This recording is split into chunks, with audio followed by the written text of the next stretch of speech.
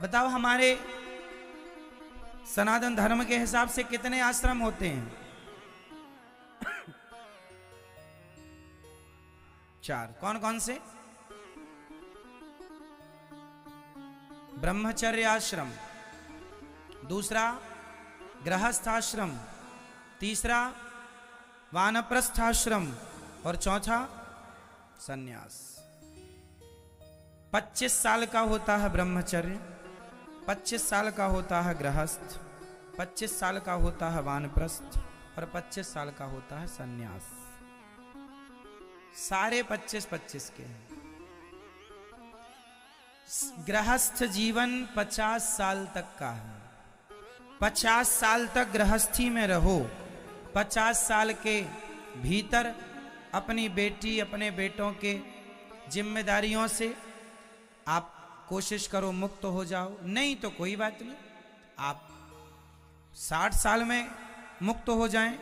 परंतु बेटा बड़े हो गए, बेटी, भाई 50 साल तक तो बच्चे बड़े हो ही जाएंगे,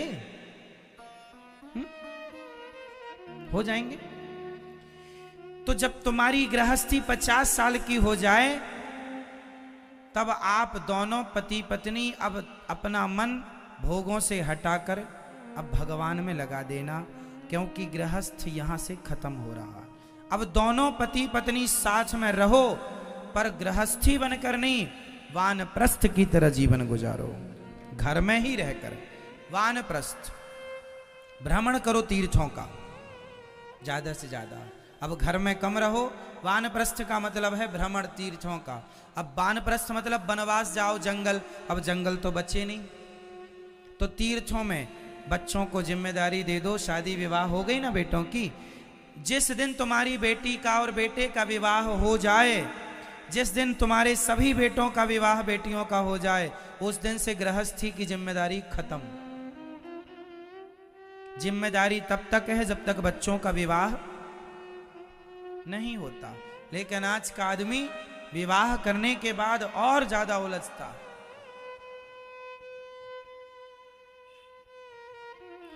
जैसा जैसा बूढ़ा होता है वैसे वैसे माया घेरती है। जवान आदमी ज्यादा लालची होता है कि बूढ़ा? फटाफट बताओ कौन? बुढ़ापे में लालच ज्यादा होता है। बताओ जवान आदमी ज्यादा भोगी होता है या बूढ़ा?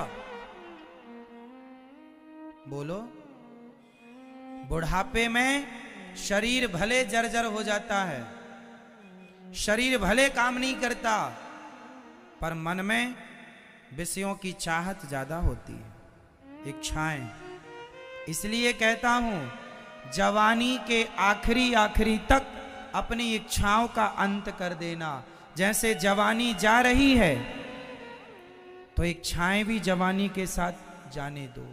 बुढ़ापा जब आए, जिस बूढ़े आदमी के पास इच्छाएं ज्यादा होती हैं वो बूढ़ा आदमी ज्यादा परेशान होता है। जिस बुढ़ापे में इच्छाएं कम, वो बुढ़ापा सबसे उत्तम होता। और इच्छाएं सब प्रकार की हो सकती हैं। धन की इच्छाएं, भोगों की इच्छाएं, परिवार की इच्छाएं इत्यादि। इसलिए संभालने के लिए आप, कई लोग हम कहते हैं भाई सत्संग करो, लोग कहते हैं अरे ये कोई उम्र है सत्संग करने की, बुढ़ापे में करेंगे। अरे बुढ़ापे तक जाने के पहले सत्संग कर लोगे तो सही बुढ़ापे में प्रवेश करोगे। सत्संग नहीं करोगे तो गलत बुढ़ापे में प्रवेश कर जाओगे। सही बुढ़ापा और गलत बुढ़ापा, बताओ सही बुढ़ापा और गलत बुढ़ापे में क्या अंतर है? क्या दोनों की पहचान क्या है? बताओ गलत बुढ़ापा क्या है? आप बताओ गलत बुढ़ापा क्या है और सही बुढ़ापा क्या है? सब लोग तैयार रखना उत्तर, मैं किसी से भी पूछूंगा। दादाजी बताओ गलत बुढ़ापा क्या है? हाँ चलो जो बूढ़े हैं उनसे पूछे ना। कौन कौन बूढ़ा है हाथ उठाओ। नहीं, बाद में हम पूछने लगे, बाद में आपने हमें बूढ़ा कह दिया। समस्या तो ये भी है ना, आज 80 साल के आदमी को आप बुढ़ा नहीं कह सकते, उसे बुरा लग जाता है, हमें बूढ़ा कह दिया। एक 60 साल की मैया को किसी ने आंटी कह दिया, मुंह फुलाए बैठी रही दिन भर, हमें आंटी कह दिया। हम आंटी लगती है क्या? हाँ, तुम तो अभी दूध पीती हो। तो बताओ बूढ़ा कौन है, उन्हीं से पूछेंगे। सही बुढ़ापा और गलत बुढ़ापा में क्या अंतर है? क्या क्या? चलो, आप कोई बूढ़ा नहीं है यहां, हम ही बूढ़े हैं, बता रहे हैं।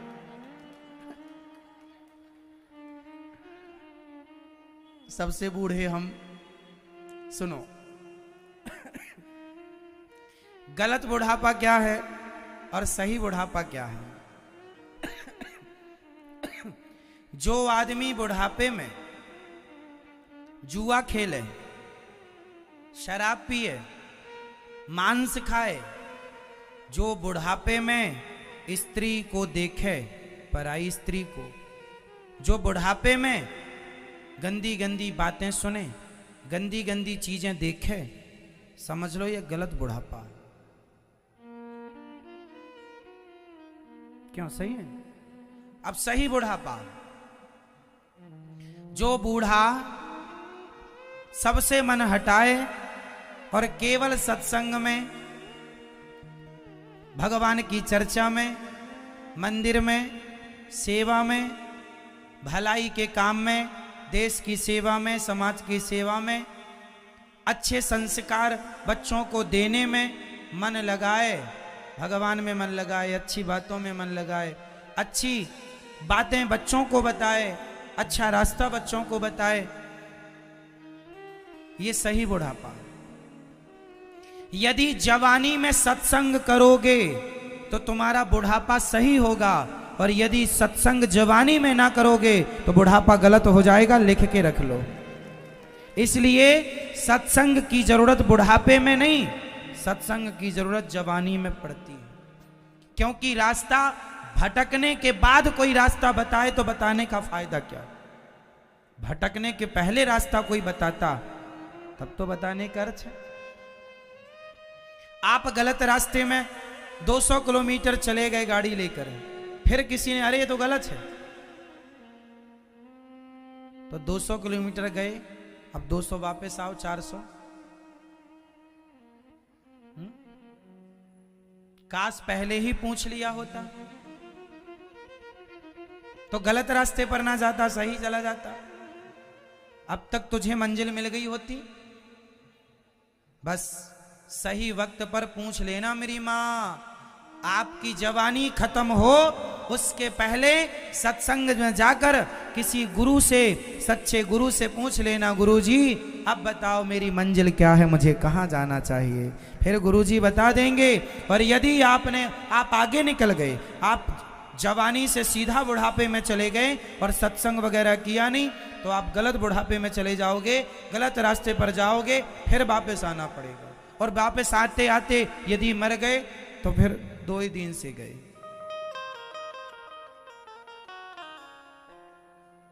ना घर के रहे ना।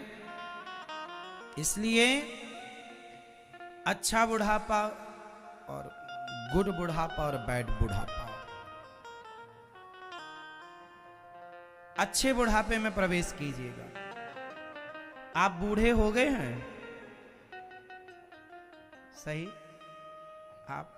तो आप सही बूढ़े हैं, सही रास्ते पर हैं या गलत रास्ते पर? जुआ तो नहीं खेलते आप, शराब तो नहीं पीते, मांस तो नहीं खाते, फिर अच्छे हैं आप। हाँ, तो आप बूढ़ी हो मैया? नहीं, अभी काम बूढ़ी है। चलो बैठो फिर।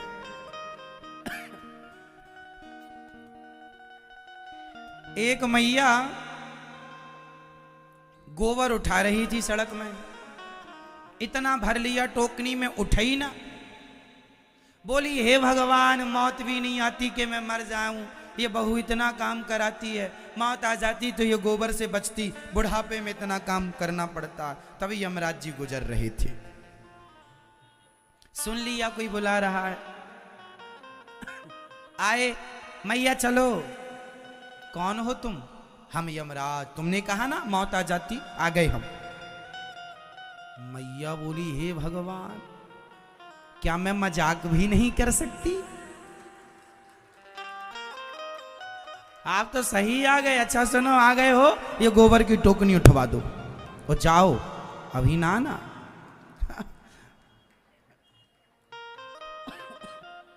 मतलब ये है कि कोई आदमी मरना नहीं चाहता और बूढ़ा होना नहीं चाहता, पर ये दोनों सत्य हैं कि बूढ़ा भी होना पड़ेगा और मरना भी पड़ेगा। मरने के पहले अपनी इच्छाओं को मार दो।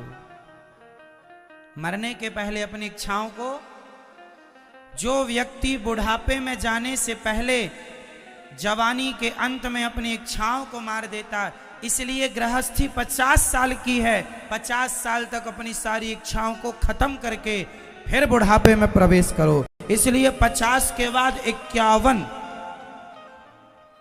वन जाओ, वन 52 जाओ, वन की ओर निकलो, भ्रमण करो अब तीर्थों का, जाओ वन।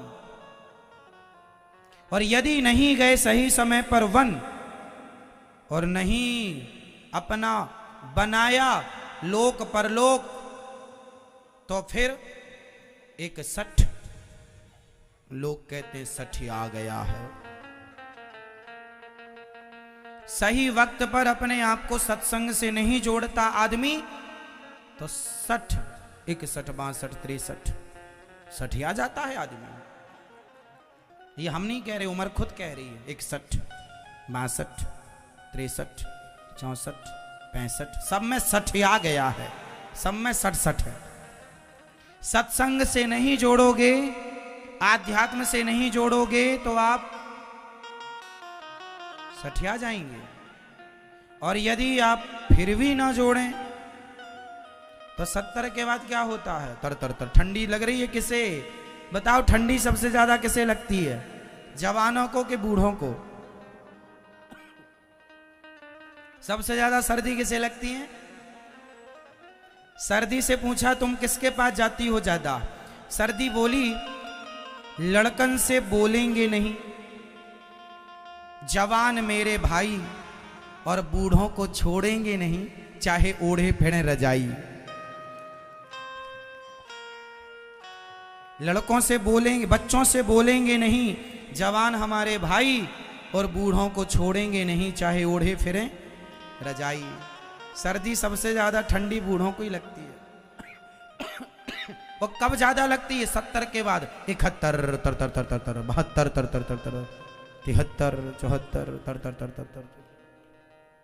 फिर 80 के बाद तो माघ के महीने में सी सी सी सी सी सी सी सी सी, 81, 82, सी सी सी सी सी सी सी सी, 83, सी सी सी सी सी सी। माघ के महीने में सी सी सी सी सीटी बजने लगती ना सर्दियों में, जैसे ही नहा के आओ तो सी सी सी सी सी सी।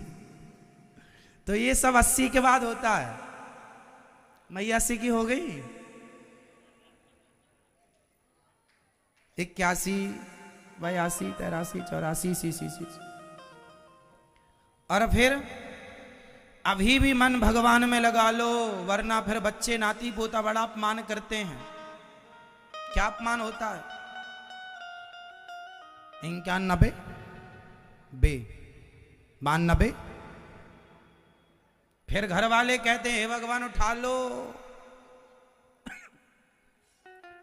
इसलिए कहता हूं, अच्छा बुढ़ापे में आपने देखा होगा सिर हिलने लग जाता है। कैसे हिलता है बताओ? बुढ़ापे में सिर कैसे हिलता है? स्त्रियों का कैसे हिलता है? अलग अलग हिलता है, अलग अलग डायरेक्शन में। पुरुषों का ऐसे हिलता है बुढ़ापे में, और स्त्रियों का ऐसे हिलता।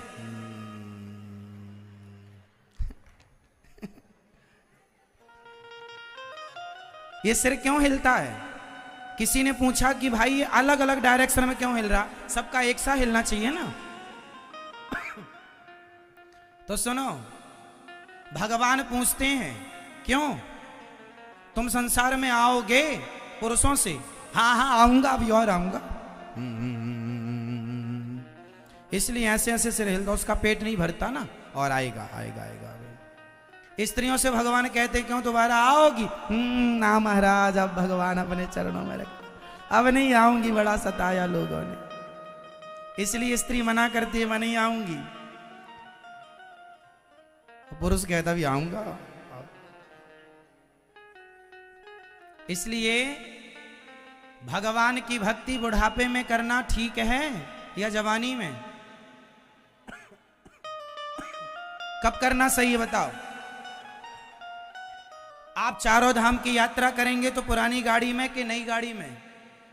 पुरानी का कोई भरोसा नहीं कब बिगड़ जाए। जवानी नई गाड़ी है, बुढ़ापा पुराना हो गया है। इसलिए भगवान तक पहुंचने का रास्ता तय करना है तो जवानी की गाड़ी में बैठकर तय कीजिएगा, बुढ़ापे की खटारा गाड़ी पता नहीं कब बैठ जाए। इसलिए भगवान को पाना हो तो जवानी से दौड़ शुरू कीजिएगा। और ध्रुव और प्रहलाद जी ने तो लड़कपन से, और बढ़िया लड़कपन नहीं तो जवानी, वरना बुढ़ापे की शुरुआत में तो जुड़ ही जाइएगा। बाल सफेद होने के पहले मन भगवान में लगा लेना तो ठीक है, और बाल पक गए फिर भी तुम्हारा मन अभी संसार में ही पड़ा है, बड़ी दुर्गति होगी तुम्हारी बुढ़ापे में, देख लेना। जिनका मन भगवान में नहीं लगता, संसार में रहते हैं, बड़े परेशान होके मरते हैं। इसलिए मर तो जाओ कम से कम अच्छे से, उसकी तैयारी जवानी से शुरू करना चाहिए।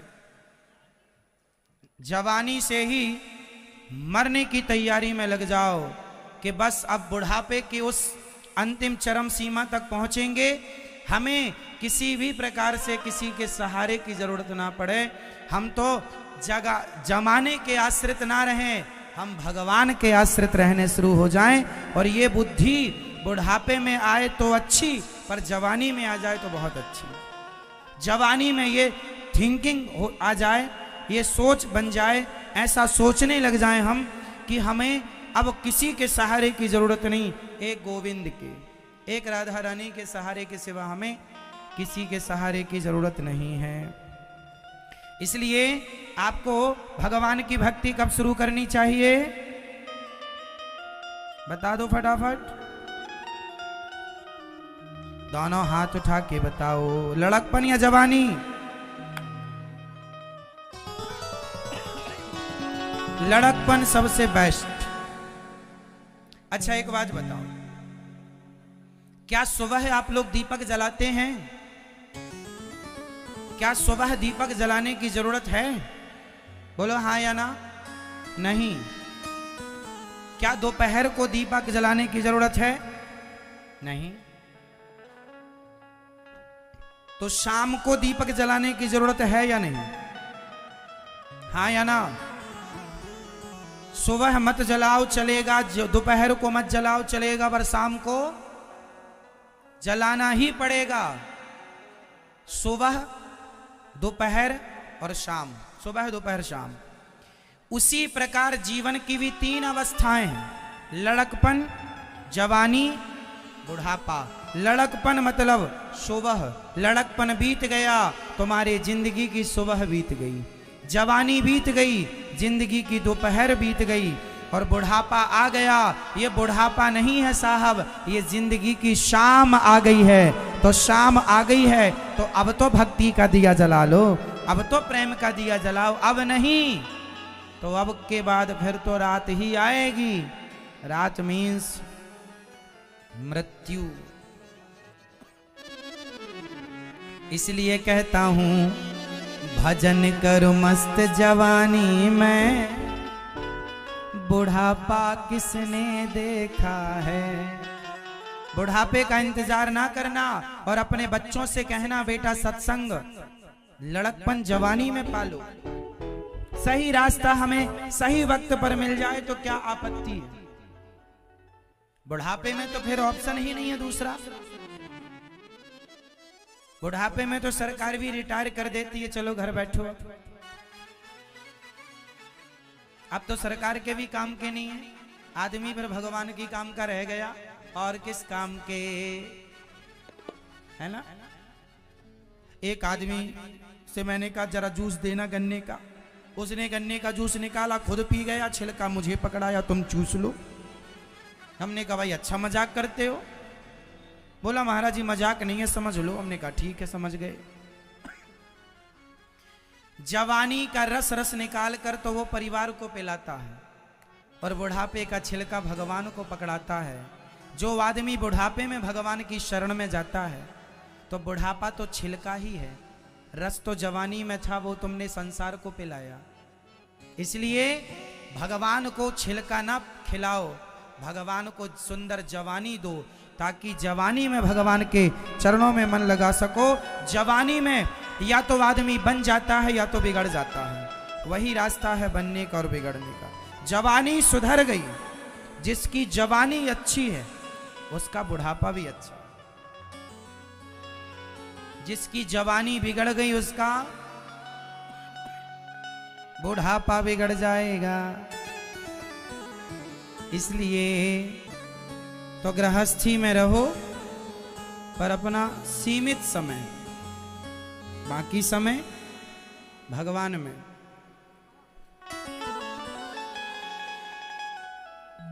अच्छा ये बताओ,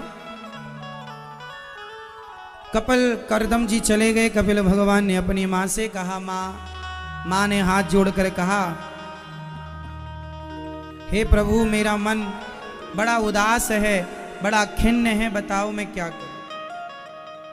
माता देवहूति ने कहा, निर्विण्णा निर्विण्णा नितरां भूमन् सदिन्द्रिय तर्षणा येन संभाव्यमानेन प्रपन्नान्धं तमः प्रभो। हे प्रभु मेरी इंद्रियां मेरे वश में नहीं है, मैं क्या करूं। तम तो आगता हम शरणम शरण्यम, मैं आपकी शरण में हूं, मार्गदर्शन कीजिए। अच्छा आप में से कितने लोगों का मन वश में है, हाथ उठाओ। आपका मन वश में, जिनका मन वश में नहीं है वो हाथ उठाएं। कितनों का मन अशांत है, परेशान करता है, वश में नहीं है। चलो ठीक कहा आपने, मन लगभग सबका ही अशांत है, सबका मन सबको परेशान करता है। और आपने कभी नोटिस की होगी बात कि हमारे पूरी बॉडी में, पूरे शरीर में एक मन ही ऐसा है जो हमें सबसे ज्यादा परेशान करता है, हाँ या ना। एक मन सबको परेशान करता है।